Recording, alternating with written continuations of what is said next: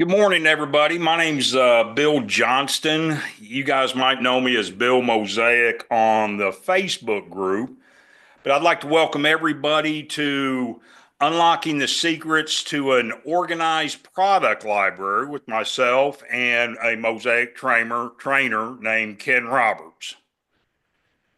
It's nice to meet you, everybody. Thank you for joining us today. And yeah, me and Bill will be doing this webinar together. Great. This is our first webinar, so I'd like everybody to bear with us. We're used to normal Zoom calls, one-on-one with our customers. This will be recorded. We will edit out some of the initial beginning, the delay on there. But I'm going to go ahead and turn off my camera. That way everybody can pay attention to the actual video.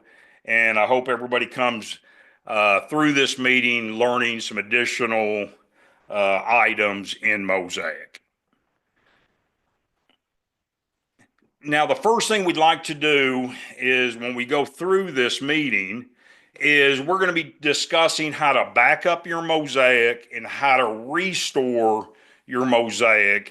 That way, when you're doing an update, a lot of people will make a backup copy before they actually update the software.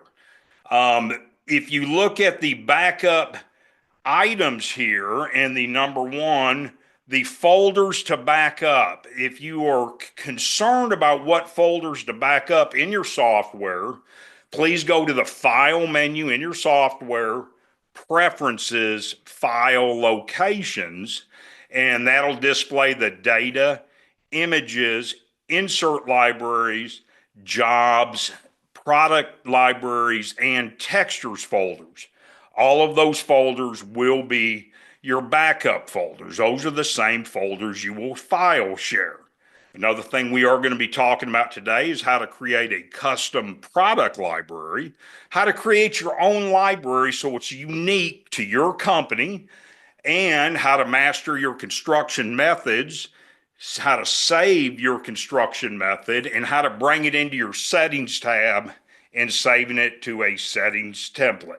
The last thing that we're going to discuss today is how to modify your product library tree, and this will include making modifications to the tree and adding additional products to your actual library tree. Let's go ahead and get started. In Mozaik, on the backup, there's a few ways to back up. One way is by going to the Tools menu, Backup and Restore. What we have here is you can select your backup location. Now your backup location could be selected and set up by you. I've got mine right now going to my OneDrive or my desktop on the computer. You can create a job backup or you can create a full Mozaik backup. Let's go through each one of these individually first. So if I selected create a current job backup, and I have created a folder on my desktop, and this folder is called Current Job Backup. When I ran that backup, if I go into this folder, it will create the job name, the jobs folder, and then there's another folder inside it called Sample Frameless. That is my job name. And then there's the actual job information for that. So basically what it's done, it has created a backup for that one job only. Now, when you are doing any type of a backup, right now I do have these saved to my desktop just for this presentation, but you would want to save them to, let's say, an external hard drive or a flash drive that you can remove from your computer. That way, if your computer does crash, you do have a backup for it. Let's go back in here and look at the next backup. The next one, you can create a full Mozaik backup. Now, this is once again through the Tools Backup Restore tab. And when you create a full Mozaik backup, let's go back to my desktop. I've created another folder called Full Mozaik Backup. I'm going to double click on it. It creates my backup file.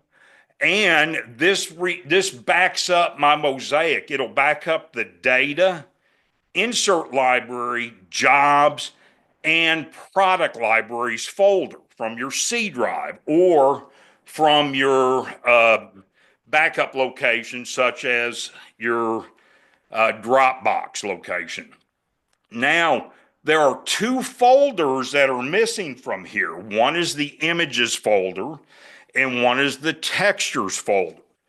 We do not back up those particular folders through Mozaik. So the third way I'd like to show you how to create a backup is, let me go back to my desktop. I've created a new folder called Mozaik Backup, and I've got today's date on that. If I double click on it, you can see there are my 6 folders: the data, images, insert libraries, jobs, product libraries, and textures folder. All of these folders, if I go to my C drive and I double click on Mozaik, I just made a copy of my data, images, insert library, jobs, product libraries, textures. These 6 folders right here are what I made a copy and pasted those in to my backup on my desktop. Once this is pasted, I would transfer that to my flash drive or removable hard drive so it is stored off of my computer. If you are file sharing, what you would want to do is go to your file share location, and I file share currently through Dropbox, and I've got some different folders set up here. One for my CNC operator. I have a folder set up for my paperless shop app, and then I have a Mozaik shared folder. This is where I point Mozaik to, so I have a backup on the cloud, and I'm getting all the information from the cloud and not my C drive.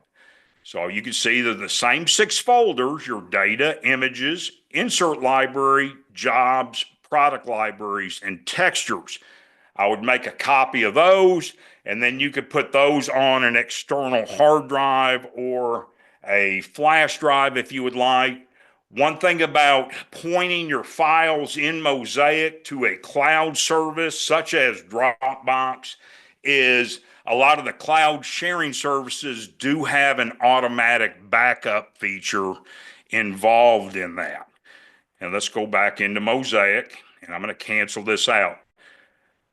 On backing up, if you happen to say, well, I can't remember those file names, simply go to your File, Preferences, scroll down to File Locations, and these file locations right here are listed. These are the same file locations that we use when we're file sharing. So please make a backup before you update, and get into a regular habit of backing up and getting that information off your actual PC, weekly or monthly, because if your PC does crash or something else happens to it, you have to get a new PC and you have to re-download Mozaik. You can re-download the software, update it, replace these folders into your new Mozaik, and bam, you're back up and running to the backup of that date of the backup itself. Now, one thing I would also like to go through next is creating your custom product library. I do notice a lot of our customers during our setup meetings, they have a library, like the face frame V12, frameless V12, things of that nature. That is great if you're a one-man shop, but if you download the library again, it will overwrite your existing information. The easiest way to create a new library on your own, and right now I am not file sharing, so I'm going to go to my C drive. I am in my C drive in the Mozaik folder. I'm going to go into product libraries, and I'm going to make a copy of my frameless V12. I'm going to copy this. I'm using Windows 11 right now, so my copy and paste button are up at the top. And I'm going to go ahead and rename this. I'm just going to call this Acme Frameless. Now, everything including the parameters for Frameless V12 are now copied to the Acme Frameless library. Let me go ahead and close this out. Let's go back into Mozaik. I do need to close out Mozaik in order for this new product library to take effect. So I'm going to go ahead and open up the software once again. And you can see my version down here on the lower left. I'm up to date on version 13.1.8. All updates are available on the Mozaik forum for you. Once this library is set up in the software, we want to reassign the actual construction method to this library. I'm going to go ahead and open up the job I'm working on, which is the sample frameless job. I'm going to go to my settings tab right now. You can see over here on the right, I have a template called Frameless Shaker PG. If I select the 3 bars and the plus sign, what this will do, this will make a copy of this current template from this room. So all of these settings in this room are going to be copied over.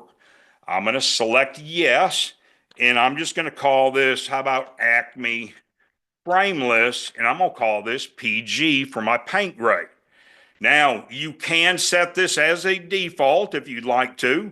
That way, the next time you open up a job, it will actually start with this settings template. And let me save the changes. And then when I switch to this new template, nothing has changed yet because we just made an exact copy of it. Let's go to the Libraries tab and look at this. Now, the libraries that I've used in this current room are the Frameless V12, and the construction method I've used on this is the Frameless Butt Joint. If you go to the Libraries tab, Products, and this will access our library parameters. So from the parameter hierarchy, this is the top level. If I select parameters, you can see up here on the upper left, this says library parameters for Acme Frameless. My construction method is called Frameless Butt Joint. What I'm going to do is I'm going to give this a name, Acme Frameless. I'm just going to call it parameters. Once this is done and I select Save As, it's going to ask me to save this as my standard construction method. When you say yes, that construction method file name is the same as the file name that you're going to save it to. Those names need to match 100% of the time. That way, when you look at your construction method, you always know the exact construction method that you are working in when you're working with a catalog. Now, what you would obviously want to do when you do this is go through all of your different parameter categories. Once you've made your adjustments to your values at the end, save as and override it. That way, everything is updated in your library parameters. Let's select OK. If I go into my settings tab, into the libraries tab in the settings, and I'm going to go ahead and drop the catalog down, and I'm going to switch this to Acme Frameless, and you can see my construction method is called Acme Frameless Parameters. That's what I've saved those methods to this catalog. Now, what you need to do on the right, select the 3 bars. This is highlighted. I'm going to go ahead and save this and select yes. And that way, next time I open a job, when I start a new job, I'm going to start with my Acme Frameless Paint Grade template, and it will pull in this current catalog here. You can see in the kitchen up here on the left, I have two rooms. I have kitchen and switch source library. And the next part of this presentation, Ken's going to be going through the switch source library and how to move products for you. But I would like to update the libraries used in this current room to this new catalog. I do want to point one thing out when I select edit job parameters here. If you noticed at the top, this says frameless V12 parameters for job right here. So you know you're in the job parameters. When you start a new job, you get your catalog and then you get a copy of your library parameters. Once that job is started, those library parameters turn into job parameters, and then you disconnect from your main library. The reason that is because now you can modify your job parameters as needed, and it only affects this one job only. If I go to the products page and I select any cabinet, you can see it's pulling from the frameless V12. I want to switch this to my Acme frameless catalog. If I go to the tools menu, switch source library, it's going to ask me one time, what is my old library? And I'm going to select frameless V12, select OK, and then I'm going to select the Acme frameless as my new library. So when I select any of my products now, they're all pulling from your Acme frameless.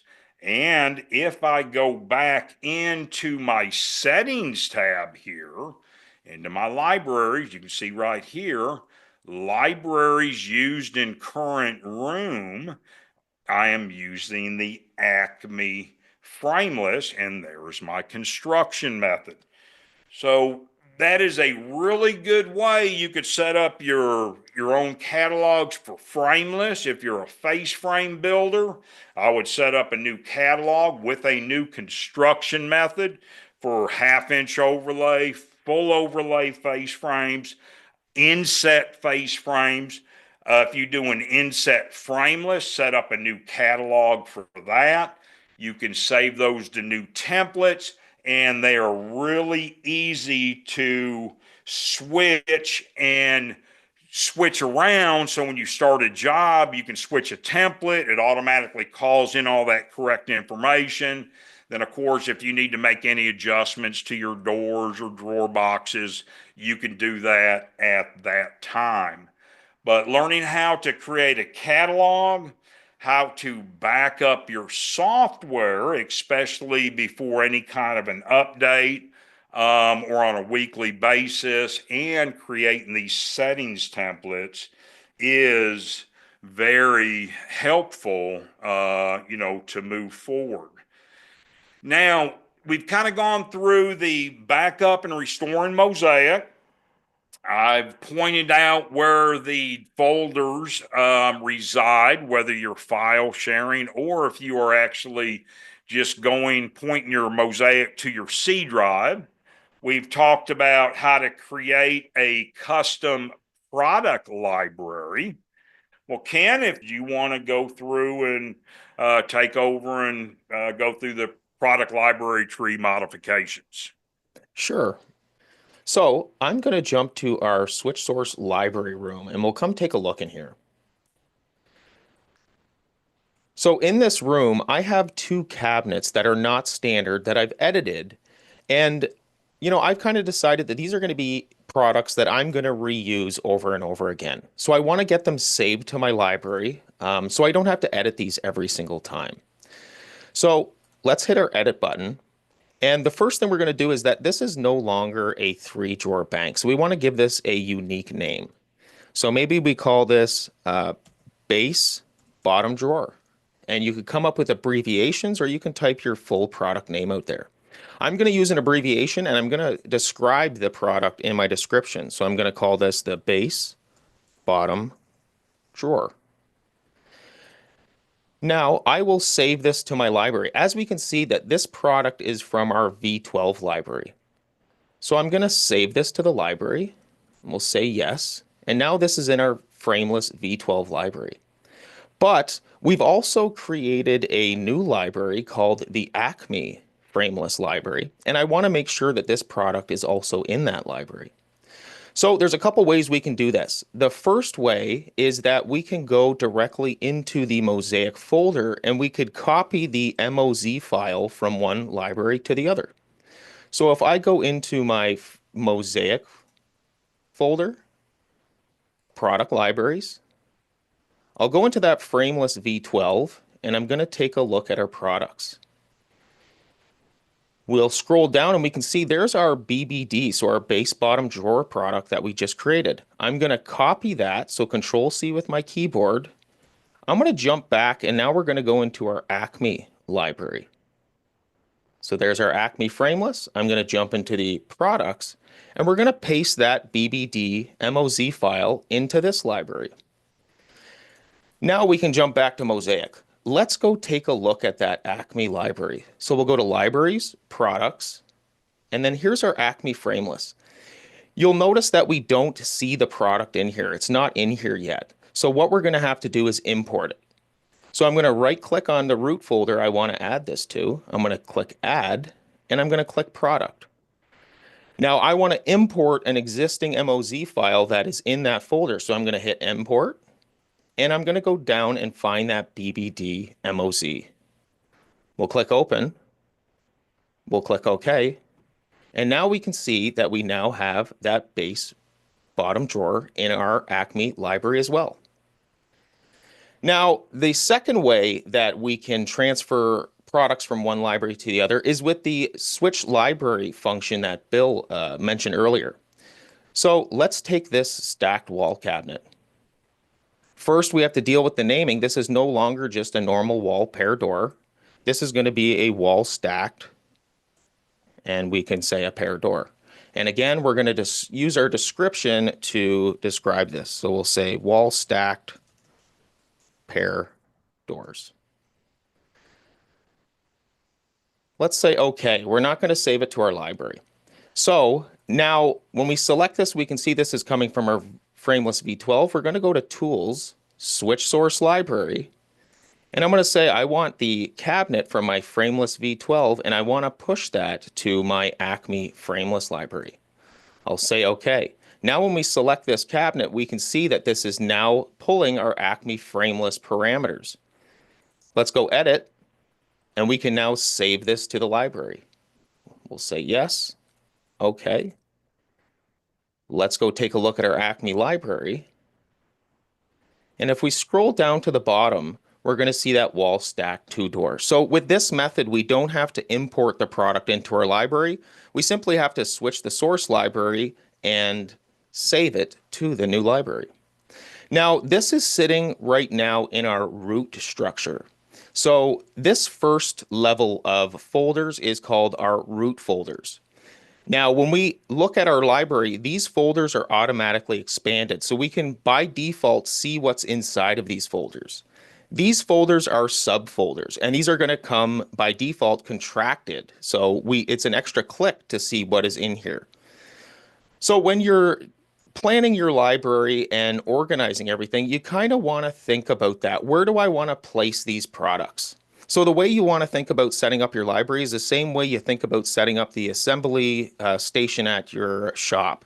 You want the tools that you use most commonly in easy to find locations, and you don't have to look for anything or walk across the shop. So for instance, in our base cabinets, we may want to put our 5 or 6 most used cabinets, maybe our standard sink base, single door, some our most popular drawer banks, and then we can add subfolders down here to hide away our more custom and uncommon products.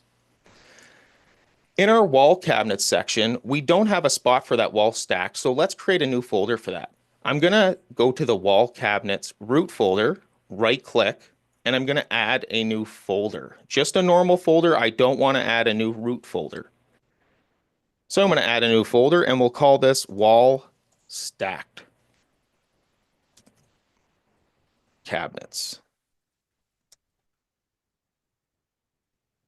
Okay, we'll say okay, and we can see our new folder down here. I want to put our new wall stacked product in there. So I'm going to select that product, right click, And I'm going to use the cut function. So this copies the product, and then when I paste it, it'll delete it from here. So I'm going to hit cut. I'm going to scroll back up to that new folder, right click, and I'm going to paste it in there. And now I can see that that product is tucked away in that folder. Now I may want to create, different versions of this. So I could copy this product, and I could paste another version in here, and maybe we say wall stacked left hinge. We can say okay, and we can do a quick edit here. And we'll change our doors to a left hinge on the bottom and the top. And we will save that.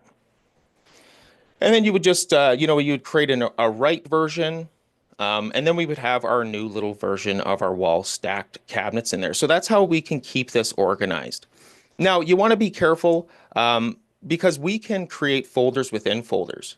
So let's say our drawer banks. If we wanted to create another section for split drawer banks, I can right click on here, add a new folder, and we could say split drawer banks.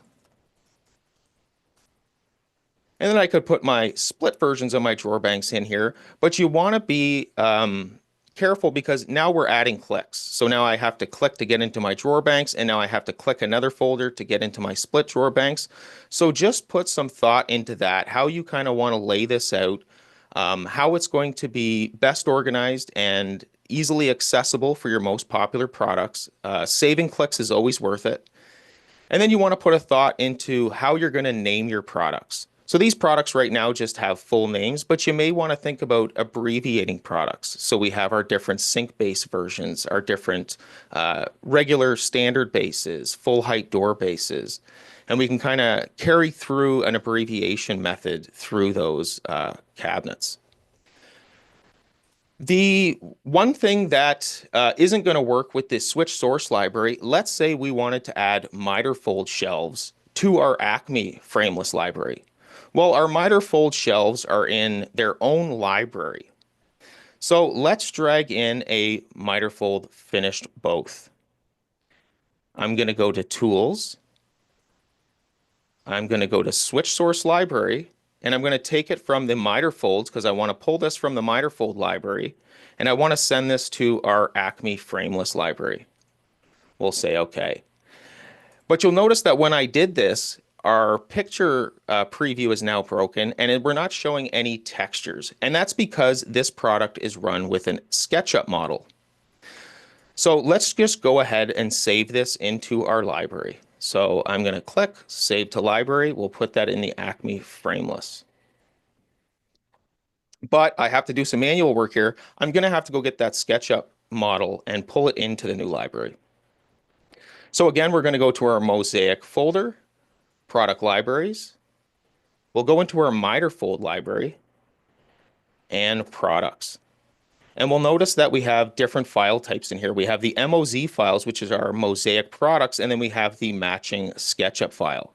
We want the MF shelf finished both SKP. Let's copy this, and we'll go paste it into our Acme products folder. So we're going to go back to our product libraries. We're going to go into the Acme frameless products, and I'm just going to paste that SKP into this library. Let's jump back to Mozaik, and we can see now that the product has shown back up and the preview is now working again. So that's how we can pull these miter fold shelves or any product with a SketchUp model into a new library. But we're going to want to be careful because the miter fold library has specific parameters that comes in with these products. So let's take a look at that miter fold library. We'll go to our parameters, and we'll go to the other section. So the miter fold library has 3 parameters which controls your miter fold. We have the MF skin, which controls how much material we're going to leave underneath our miter fold toolpath. The MF return is if we're doing a J channel or a C channel, how much return do we want on the front there?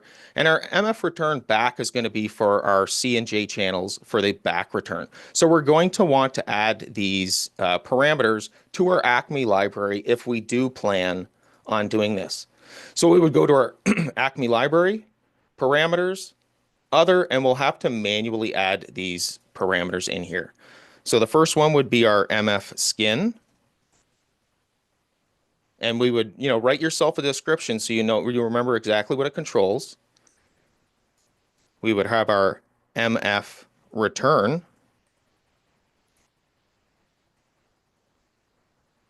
And we would have our MF return BK. Put your values that you want to use in here. And then we're going to save this to our library. And we'll say yes. And we're going to lock those in. So now that we've got those parameters in, we've moved in our SketchUp model, and we've switched the source library, we now have a functioning MF Mitrefold shelf within this library. Do we have any questions? I've got one, Ken. When you create, let's say you create a subfolder for those Mitrefold shelves, how would you move that up and down in the library tree? Yeah, great question. So let's add a new folder, and I'm going to add a root folder because I want it to be in this main section of folders. So I'm going to right click, add folder to root, and I'm going to call this my MF. I'll just call it Mitrefolds. We'll say OK. And we can see we now have a new folder on our main root structure. Now I can take this product here, I can right click, cut, and I'll paste it into my new root folder. But I want this root folder to sit underneath my vanities. I don't want it all the way at the bottom here. So if I right click on this folder, I can move this up by clicking on here. Or I can just highlight the folder and then I can use the arrow keys on my keyboard to push this up until it's where I want it to sit. And now we can see our Mitrefold section is where I wanted it to be.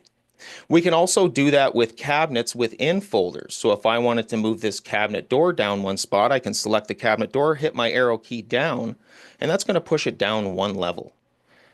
So that works on root folders, subfolders, as well as products within those folders. Looks like we've got a couple questions here. Kevin asked, he said, we use a hybrid construction method, full back for paint and stain and melamine 1/4 for everything else. We've been modifying these on the fly. Should I set up a construction method that can cover both? If you're modifying those in the job per job, that would be a good example right there, Kevin, to create a new product library for each different method you were doing. Now, just remember as you modify those product libraries, you will need to have a separate construction method name saved per library like we went through in the beginning. But yes, that is a prime example on doing that. You got to be real careful. You don't want to create, 500 product libraries, obviously, but you do want your product libraries created for the most important libraries you're going to work for. All right, and then Kevin had another question. Material is grayed out for our MF library. Where can I switch that permanently to something else? So with our Mitrefold products, if we take a look at this product in our library, we'll notice that the type of this product is assigned as a panelized end. So these are going to pull in whatever material you have assigned in your door material template for your panelized end. Now you could change the type of this to something else. Panelized ends works nice because we usually want these Mitrefolds to take on door materials. So if we go back to our settings, materials, and we take a look at this door setup, just for a demonstration, this would be cut out of 3/4 poplar board. We wouldn't want that, but we would use a different template and we would pull that miter fold material using this component in our miter folds. So if you wanted to change that, you can change the type. You could go through your miter fold library and change those part types, but miter folds, panelized ends seems to work best for that. Right. Go ahead, Mohammed. You can go ahead and post your question. Does anybody else have any questions on what we've covered in here? There are some training videos that have been created for these product libraries. Let me just open up the training video page, and you can access the training videos by going to your help menu, training videos. If you scroll down a little bit, you have a products tab. Below that, we've created a section called product libraries, where we'll talk about the product library overview, developing a product library. That is where I went over initially on creating your own library, what can covered on the library menu tree, as well as what can covered on moving products from one library to another. So these are all accessible to you, through the training video library. Muhammad asked, you're working only with butt joint. Well, if you're working with butt joint, when you save your construction method, Muhammad, during your saving that, so if I went to my libraries products, and we are again in the Acme frameless, select your parameters, you have a couple options here. If you're working with butt joints, your backs will have an effect on the way you assemble your back to your cabinet, whether it's case depth or plant on. But if you are butt joint and everything, or using some type of ray fix or lamello fastener in your dados category, make sure all your dados are set to 0 so you're not adding any dados into the actual products. Once again, when you have made your changes, so I could change these all to 0 for my butt joint construction, you will need to save as and update those once again. Now, the most important thing is right now, these are saved in my library parameters. I would have to update my job parameters to that. Okay. Matt had a question, Ken. Okay, this may, Matt. Yep. Okay, so this may not be the place to ask, but can we have a future webinar on Multiprint? Absolutely, that would be a great webinar to go through and do a walkthrough on Multiprint and just kind of give some tips and tricks and best practices in there. So absolutely, that's something that can come up in the future. So yeah, we'll definitely do a Multiprint webinar. And then Mohammed asked, if I transfer the Gola library to my main library, it's there. So transferring your Gola library to your main library won't work because the Gola library is controlled with a custom parameter set. So you'd have to bring those custom parameters to your frameless library, which is going to affect your entire frameless library. So the Gola library is something that we're going to want to keep isolated in its own library because it has very specific functions. Cooper Leland, is there a reason to take miter folds out of the miter fold library other than speed? No, it's not going to have any other benefits other than just saving you a few clicks. Just some people prefer to have the miter folds, everything in a single library. Personally, I prefer to keep the miter folds separated into their own library, and that way I can have that full span of library. Because if you bring all of that into your main library, it's gonna kind of bog you down and you get into the weeds clicking through folders and everything. So I like to keep those libraries separated. Okay, so we had Mohammed. So I think I just noticed Mohammed was asking about blind dados in the Gola cabinets. And yes, they will work in the Gola cabinets. You just have to remember that the Gola cabinets are in a separate library with their own construction parameters. So you have your Gola cabinets parameters. You're going to want to set your dados and your blind dado setbacks in this library. So you're going to have to kind of go through this. You don't want to overwrite this library with a different construction method because we need to keep these custom parameters here, and this is what controls this library. So we can see all of these custom parameters are what control these Gola libraries. So we need to keep those in here. So with your Gola library, you're going to want to go through these parameters and set up your standard construction, get that saved to a parameter set.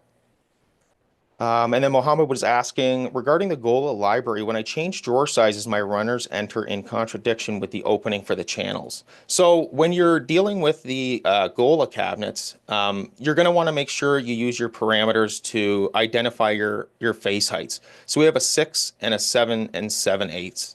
So in our parameters here, we have to tell it what our top drawer height is. If we went to a 2-drawer bank, we can see that we have 14. So we need to transfer this. This is what controls those channels. So if we take a 3D view of this cabinet right now in perspective, let me turn this fill on. So we can see our channel is centered on that door reveal. If I come over and I change my top face value to 16, we'll see that this channel is going to be in the wrong position. So to get these positioned correctly, you're going to want to make sure you transfer your door heights to the parameter in there, and it should work for you.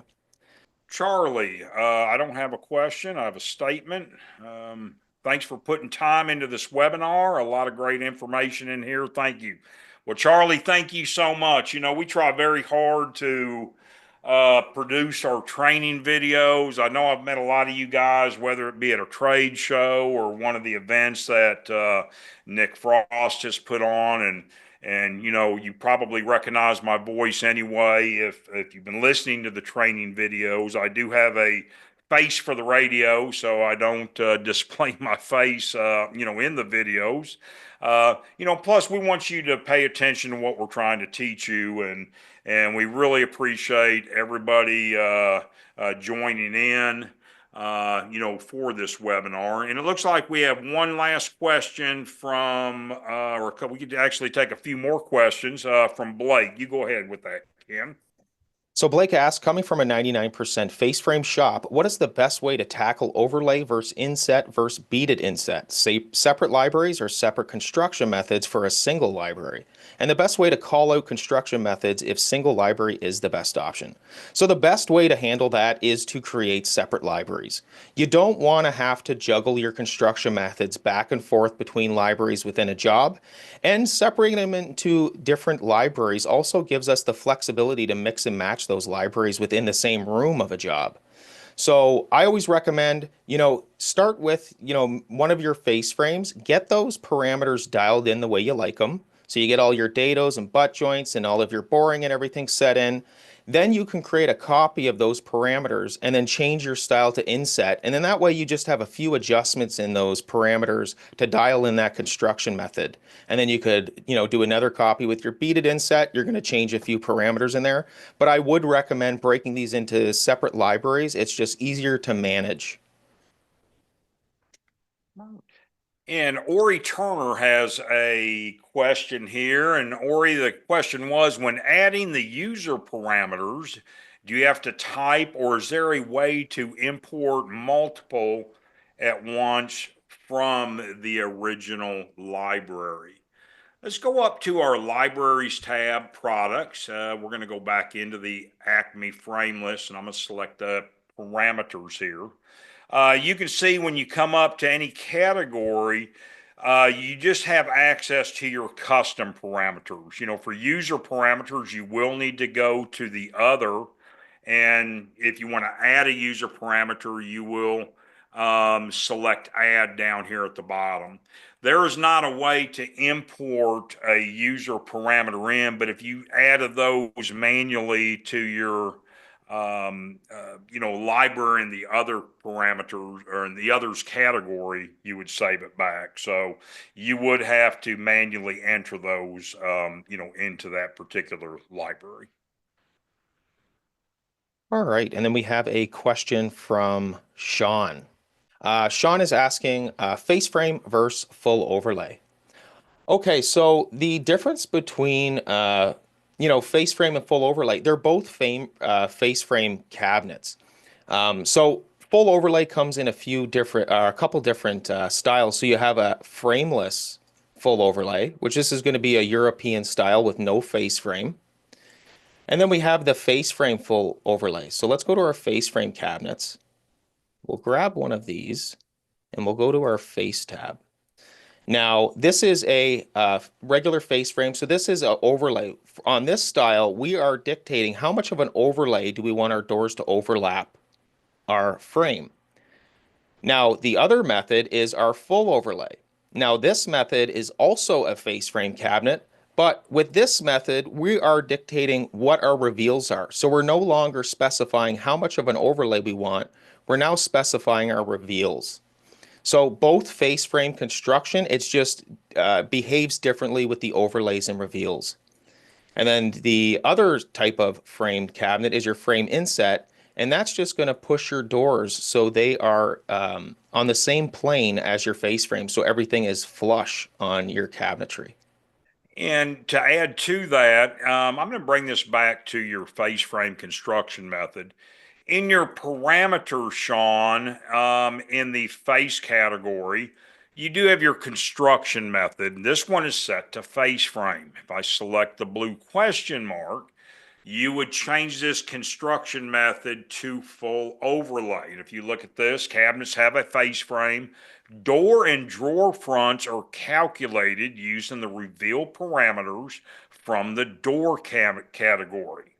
So if you look at that statement, once it is switched, let me go back here and switch this. Once this is switched to your full overlay and you go back to your door category, what Ken was saying earlier, these do not apply anymore. Your side overlays are immune to that actual change. You would be using all of your frameless reveal overlays to make those adjustments. One thing you can do, you can select the parameter column, description column, or even in the value column and select that blue question mark, and that will bring up that help document and show you what you're actually changing. One thing to keep in mind about the value column, though, that if there are words in here like yes or no, please make sure you stay in the description column or the parameter column before you select that blue question mark. If I make a construction method, I made a series of jobs with this method. This is from Carlos, by the way. If I then decide to modify the construction method, what happens to the old jobs? Now, Carlos, that is a really good question. The way the parameter hierarchy works in Mozaik, and I'm going to go back to our training videos. There's a video, it's the very first one, it's called Parameter Hierarchy. Please take some time and watch that. What'll happen is if you modify your library parameters, it will not affect any existing jobs. Okay. Let me give you an example about what I'm talking about here. I'm going to go to the Acme Frameless and I'm going to go to my parameters and I'm going to go to the Dados category. And as you can see, all my dados or my backs are set to 1/4 inch. I'm going to change these to 0 and save as. Now I'm saving these and making this change in my library parameters. If I go back into the job that is already started, whether it be in the kitchen or the switch source library room, and go to my libraries tab, you can see I'm using the same catalog, but when I select your edit job parameters, you see those are not changed. So when you change them in your library parameters, they only are effective for new jobs, not your current job. If you do want to update your current job, simply just go to your load and then you would just load those actual parameters, your Acme Frameless, and it's going to ask me to overwrite, and I'm going to say yes. And now that applies those new parameters to the job that is using that Acme Frameless. Okay, so Sean says if I use my face frame and add a mid-stile, I lose my reveals. So you're going to want to check your reveals on that setup. So I assume this is going to be with a full overlay face frame. So if we take a look at a pair door single drawer, we come to our face, and let me split this in half so we have a pair of doors. So in this overlay version, we have our overlay set to 1/2 inch. So that's going to pull our doors over that mid-stile by a 1/2 inch. If we switch this to a full overlay version, this is now going to pick up our reveal parameter. So you're going to want to make sure that your parameters in your door category, and we can control that with our pair gap.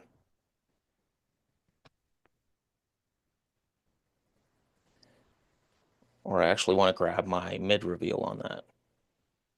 So we'll come down and we have our frameless reveal mid. So we'll want to make sure that we get these reveal parameters dialed into how you want it. So this behaves with the reveals that we want. So we changed our mid reveal and our pair reveal. So that's how we can control that reveal over that mid style. And then again, if we were just doing a 1/2 inch overlay style, we would go to our parameters, select parameters, and we would use our overlay options up here at the top to control that. So full overlay reveals, and then you have your partial overlay values up at the top there.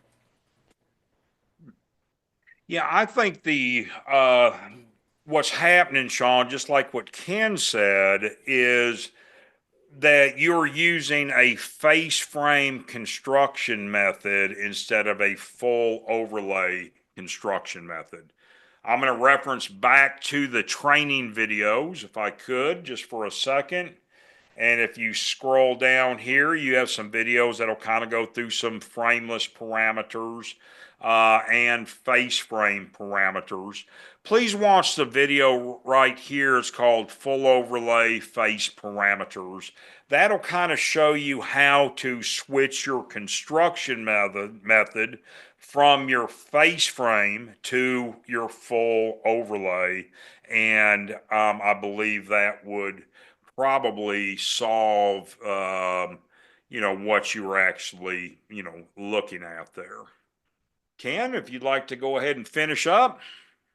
Yeah, I would just like to thank everybody for joining us today. And we hope you've, found some useful information, and this can, help you in the future and just kind of, pushing your libraries ahead and kind of getting more organized and more efficient within Mozaik. So thank you to everybody that joined. We really appreciate it.